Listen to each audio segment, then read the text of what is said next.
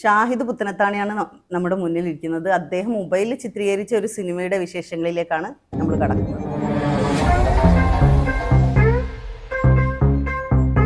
ഫോണിൽ ചിത്രീകരിച്ച് പറഞ്ഞു കഴിഞ്ഞാൽ ഞങ്ങൾക്ക് ഇവിടെ ഒരു സത്യം പറഞ്ഞാൽ പ്രൊഡ്യൂസർ ഉണ്ടായിട്ടില്ല. കാരണം ഞങ്ങൾ അധികം ഇതിൽ നിന്ന ആൾക്കാരും അറബി വീട്ടിലെ ഡ്രൈവർമാരാണ്. മുബാറക്ക്, അൻവർ എന്ന് പറഞ്ഞ നായകൻ എത്തിയിട്ടില്ല, അറബി വീട്ടിലാണ്, ഓട്ടം പോയതാണ്, എത്താന്ന് വേണ്ടിട്ടുണ്ട്. ജ്യോതി പറഞ്ഞ പെൺകുട്ടി, ഇവരൊക്കെ ഞങ്ങൾ അധികം ആൾക്കാരും അറബി വീട്ടിലാണ് നിൽക്കുന്നത്. ഈ 1,700 അങ്ങനെ ശമ്പളമുള്ള ആൾക്കാരാണ്. ഷോർട്ട് ഫിലിമാണ് ആദ്യം പ്ലാൻ ചെയ്തത്.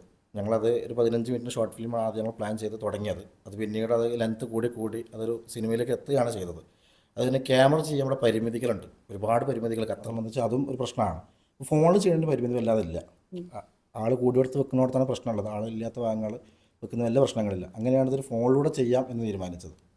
ഇതിൽ നിങ്ങൾ എല്ലാവരും ഇതിൽ അഭിനയിച്ചവരും ഇതിൽ പ്രവർത്തിച്ചവരൊക്കെ ഹൗസ് ഡ്രൈവർമാർ തന്നെയാണോ? അല്ലല്ല, അങ്ങനെ എല്ലാവരും ഹൗസ് ഡ്രൈവറായിട്ടില്ല. മഹമ്മൂദൊക്കെ വേറെ കമ്പനിയാണ്, മൂപ്പര് അങ്ങനെ ഒരുപാട് പേരുണ്ട്. എന്തായാലും പ്രൊഡ്യൂസർ ഇല്ല എന്ന് പറഞ്ഞാൽ ഇതിനൊരു ഫണ്ട് നിങ്ങൾ കണ്ടെത്തേണ്ടി വന്നിട്ടുണ്ടാവും. അതിന് നിങ്ങളെ സപ്പോർട്ട് ചെയ്യാൻ ആരെങ്കിലും മുന്നോട്ട് വന്നിരുന്നോ? സ്പോൺസറായിട്ടോ അങ്ങനെ ആരെങ്കിലും? ശരിക്കും ഇത് തുടങ്ങുന്ന സമയത്ത് ഫണ്ട് വേണ്ടി വരുന്നുണ്ടായിരുന്നില്ല. കാരണം ഇതിൽ നടനായിട്ട് വന്ന അൻവർ ഒരു എഡിറ്ററാണ്. അപ്പോൾ അൻവറിനായിരുന്നു നമ്മുടെ പ്രതീക്ഷ. ഷാഹിദ് പുത്തനത്താണെങ്കിൽ ഭയങ്കര പ്രതീക്ഷയായിരുന്നു അൻവറിൽ. അപ്പോൾ അൻവർ ചെയ്യും, ഓക്കെയാണ്. അപ്പോൾ അത് എടുത്തു വന്ന് 1-1.5 മണിക്കൂറായതിനു ശേഷം അൻവർ പകുതി ചെയ്തു, മുക്കാൽ ചെയ്തു, പിന്നെ അൻവറിൻ്റെ കയ്യിൽ നിൽക്കുന്നില്ല. അപ്പോൾ എന്തായാലും ഇത് പുറത്തു കൊടുക്കേണ്ടി വരും. അപ്പോൾ അങ്ങനെ ഇരിക്കുന്ന സമയത്ത് നമുക്ക് എന്തായാലും ഫണ്ട് കണ്ടെത്തിയേ പറ്റുള്ളൂ.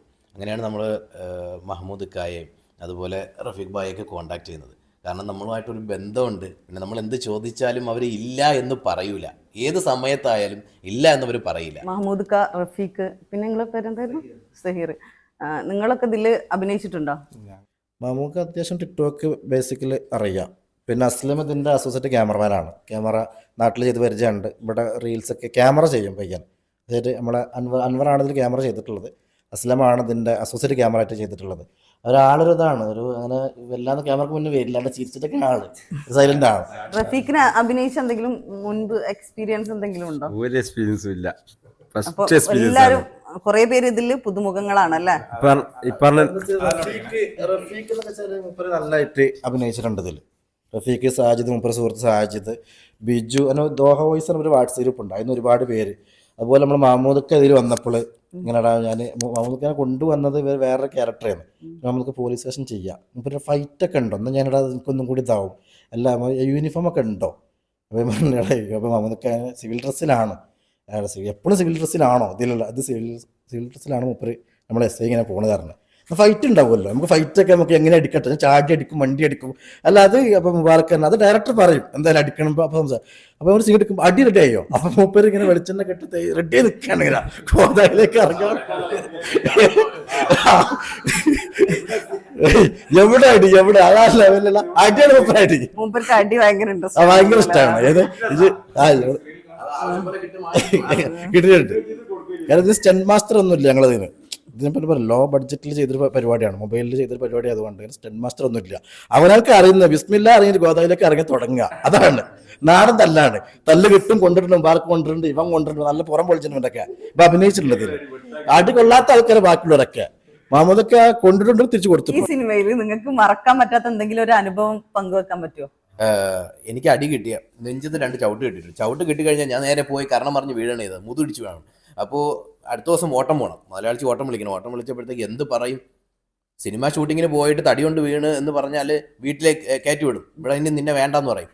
അപ്പോൾ ഇങ്ങനെ ആലോചിക്കുന്ന കൂട്ടത്തിൽ എന്തായാലും ഷാഹിദ് കഥ എഴുതുന്ന ആളാണല്ലോ. ഷാഹിദിനെ വിളിച്ചിട്ട്, ഷാഹിദ് ഇതേപോലെ സംഭവം, നീ കാരണമാണ് ഇപ്പോൾ എനിക്ക് തല്ല് കിട്ടി ഞാൻ വീണ് കിടക്കുന്നത്, അപ്പോൾ എന്താ ചെയ്യുക? അപ്പോൾ ഷാഹിദ് ഉടനെ പറഞ്ഞു, പെട്ടെന്ന് കിട്ടും കഥ. അപ്പോൾ ഉടനെ പറഞ്ഞത്, നീ ഒരു കാര്യം ചെയ്യും, ബാത്റൂമിൽ കാലേറ്റ് വീണെന്നങ്ങ് പറ.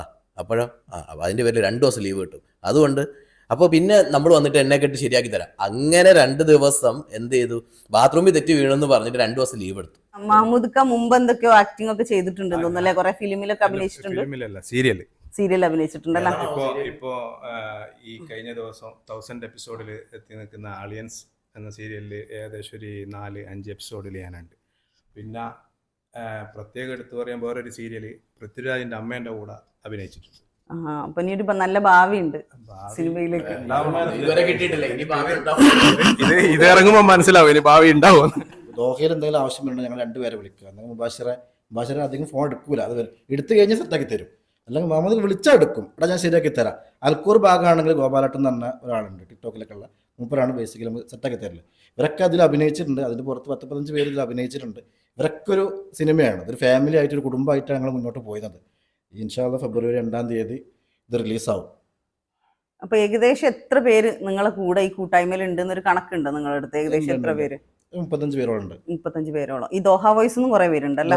അധികം പേരുണ്ട്. ഓക്കെ, അത് കൂട്ടിയിട്ടാണ് ഒരു 35 പേര് നിങ്ങൾ പറയുന്നത്. വോയിസ് മുഴുവനായിട്ട് ആളുകളില്ല, അതിന് കുറച്ച് പേര് ഇതിൽ അഭിനയിക്കാൻ. അതൊരു ഖത്തറിലെ ഒരു വാട്സപ്പ് ഗ്രൂപ്പാണ്. അതിൽ പാട്ട് പാടുന്നവരും അഭിനയിക്കുന്നവരും ഖത്തറിലെ കലയെ താല്പര്യപ്പെടുന്ന ആളുകളെ അവർ പ്രോത്സാഹിപ്പിക്കുക, അതാണ് അവരുടെ ഗ്രൂപ്പിന്റെ, ഞാൻ മനസ്സിലാക്കിയത് അങ്ങനെയാണ്.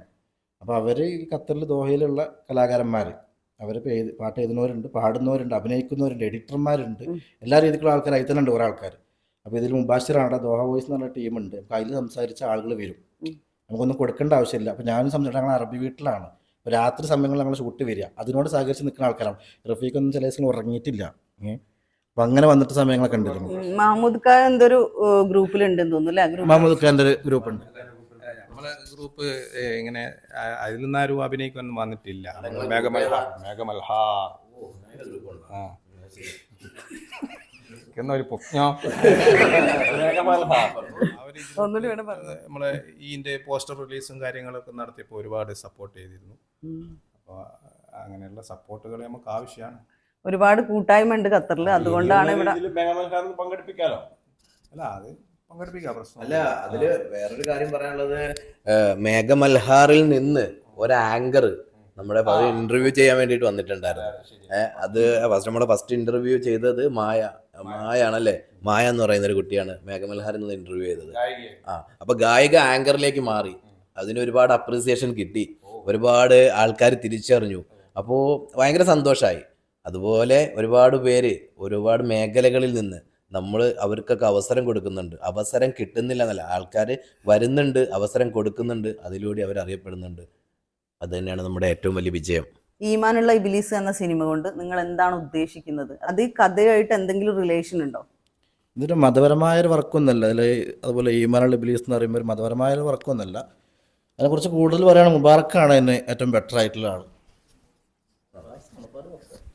ഈമാനുള്ള ഇബ്ലീസ് എന്ന കഥ ഉരുത്തിരിഞ്ഞ് വന്നത് ശരിക്കും നമ്മളൊരു കഥ തയ്യാറാക്കി കഥ പറയുന്ന സന്ദർഭത്തിൽ നമ്മളിങ്ങനെ ആക്ച്വലി നോക്കുമ്പോൾ ആരുടെ ഫേസാണ് അതിന് പറ്റിയത് നോക്കും. അവരുടെ ഫേസ് നോക്കിയിട്ടാണ് നമ്മൾ കഥയ്ക്ക് പേരിടുന്നത്. അപ്പോൾ ഇതിന് അപ്റ്റായിട്ടുള്ളത് ഇതിൻ്റെ നടനായിരുന്നു അൻവർ എരുമപ്പെട്ടി. അദ്ദേഹത്തിൻ്റെ മുഖം നോക്കിക്കഴിഞ്ഞാൽ ഒരു ഈമാൻ ഉണ്ട്, പക്ഷേ ആൾ മൊത്തം ഒരു ഇബ്ലീസാണ്. അങ്ങനെ അദ്ദേഹത്തിനെ കളിയാക്കി അദ്ദേഹത്തിനെ തന്നെ നമ്മൾ നടനാക്കി ഈമാനുള്ള ഇബ്ലീസ് എന്ന പടം ഇറക്കി. അപ്പൊ അദ്ദേഹത്തെ ഫോക്കസ് ചെയ്തിട്ടാണ് ആ പേര് കൊടുത്താണെന്ന് നിങ്ങൾ പറയുന്നത്. അദ്ദേഹം ഇന്റർവ്യൂ കാണുന്നുണ്ടാവും മിക്കവാറും. ഇത് ഇറങ്ങിക്കഴിഞ്ഞാൽ എനിക്ക് തല്ലി കിട്ടും, ഉറപ്പാണ്. അപ്പോൾ അതല്ല ശരിക്കും ആക്ച്വലി അതല്ല വന്നത്, അതൊരു കോമഡി പറഞ്ഞതാണ്. ഈമാനുള്ള ഇബ്ലീസ് എന്ന് പറഞ്ഞു കഴിഞ്ഞാൽ നമ്മൾ പറയാറുണ്ടല്ലോ, നാട്ടിലൊക്കെ പൊതുവേ പറയാറുണ്ട്, ഉമ്മമാർ ഉപ്പാപ്പാരൊക്കെ പറയാറുണ്ട്, പള്ളിയിൽ പോയാലും നിസ്കരിച്ചാലും ഒക്കെ ശരിയാണ്, പക്ഷെ അവൻ കാണിക്കുന്നത് മൊത്തം ഹറാം പുറപ്പാണ്. അപ്പോൾ പൊതുവേ ഇന്നത്തെ സമൂഹത്തിൽ നടന്നുകൊണ്ടിരിക്കുന്നത്, ഇപ്പം നല്ല പിള്ള ചമയുന്ന ഒരുപാട് പേരുണ്ടാവും, ഒരുപാട് മുഖംമൂടികളുണ്ടാവും. അപ്പോൾ ആ ഒരു കഥയും പശ്ചാത്തലവും ഒക്കെ അങ്ങനെ വെച്ചുകൊണ്ടാണ് നമ്മൾ ഈ ഒരു സിനിമയ്ക്ക് ഈ പേര് കൊടുത്തത്. ഇതിൽ മഹമ്മൂദ് ഖാ, റഫീഖ് എന്ന പോലൊക്കെ ഫണ്ടിന് സഹായിക്കുന്നു എന്ന് പറയുന്നത് അവരെന്തെങ്കിലുമൊക്കെ വേഷം ചെയ്തിട്ടുണ്ടാവും എന്ന് വിചാരിക്കുന്നു അല്ലേ? എന്തെങ്കിലും ഞാൻ നല്ലൊരു എസ് ഐ വേഷം ചെയ്ത് വേഷം, ആ ഒരു പെർഫോമൻസ് നമുക്ക് സ്ക്രീനിൽ കാണാം. ഖത്തറിൽ കുറച്ച് പ്രമുഖന്മാരാണ് ഇവരൊക്കെ. റഫീഖ് ആയാലും മഹമ്മൂദ് ഖാ ആയാലും മുമ്പ് എനിക്ക് പരിചയമുണ്ട്, എല്ലാവരെയും അറിയുന്നതാണ്. ഇവരൊക്കെ അഭിനയിച്ചിട്ടുണ്ട് എന്നാണ് പറയുന്നത് ഇതിൽ. അപ്പോൾ എല്ലാ സപ്പോർട്ടും ഈ ഹൗസ് ഡ്രൈവേഴ്സിന് വേണ്ടി നിങ്ങൾ കൊടുത്തിട്ടുണ്ട്. ഇത് ഇവരെ കുറിച്ച് പറയുകയാണെങ്കിൽ ഭയങ്കര രസമാണ്. നമ്മളെ ഒരു ദിവസം ലൊക്കേഷനിൽ വിളിച്ചപ്പോൾ ഒരാൾ ഫോൺ വന്നു, ഇപ്പോൾ വരാമെന്ന് പറഞ്ഞ് പോയി. പിന്നെ 1 മണിക്കൂർ 2 മണിക്കൂർ അവിടെ ലൊക്കേഷനിൽ വെറുതെ ഇരിക്കുക, ഇപ്പോൾ വരും. പാവാന വീട്ടിൽ നിന്ന് വിളിച്ചു, പോകേണ്ടി വന്നു. എന്താ ഇത് ഞാൻ ചെയ്തത് നേരത്തെ പറഞ്ഞതുപോലെ ഒരു കള്ളക്കടത്തിൻ്റെ ഒരു വേഷമാണ് ചെയ്തത്. നല്ലൊരു മുഖം നോക്കിയിട്ട് തന്നെ തന്നതാ. നല്ലൊരു വേഷമാണ് ചെയ്തത്. സ്ക്രീനിൽ കാണുമ്പോൾ ഇങ്ങനെ കാണാം. പെട്ടെന്ന് പണക്കാരനാവാൻ ആഗ്രഹിച്ചില്ലേ? അങ്ങനെയൊന്നും ആഗ്രഹിച്ച് ചെയ്തൊന്നുമല്ല, ചെയ്തതാണ്. നല്ലൊരു വേഷം കിട്ടിയിട്ട് ചെയ്തതാണ്.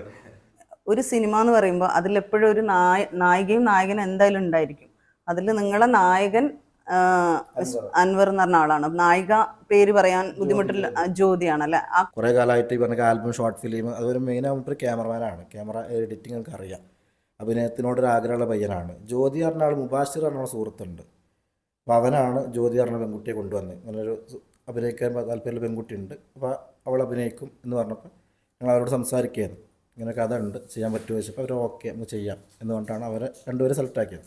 അപ്പോൾ നമ്മുടെ മാസ് പ്രൊഡക്ഷൻ്റെ ബാനറിൽ മാസ് പ്രൊഡക്ഷൻ നിർമ്മിക്കുന്ന നമ്മുടെ ഈമാനുള്ള ഇബിലീസ് മലബാർ പെട്ടിക്കട യൂട്യൂബ് ചാനലിലൂടെ ഫെബ്രുവരി 2-ാം തീയതി നിങ്ങളിലേക്ക് എത്തുകയാണ്. അപ്പോൾ എല്ലാവരും കാണുക, സപ്പോർട്ട് ചെയ്യുക. 2-ാം തീയതി ഞാൻ രാവിലെ മുതൽ വൈകുന്നേരം വരെ കാത്തിക്കണം. അത് സമയമുണ്ടല്ലോ, സമയം നമ്മൾ പറയൂ. വൈകുന്നേരം 6 മണി പോരെ?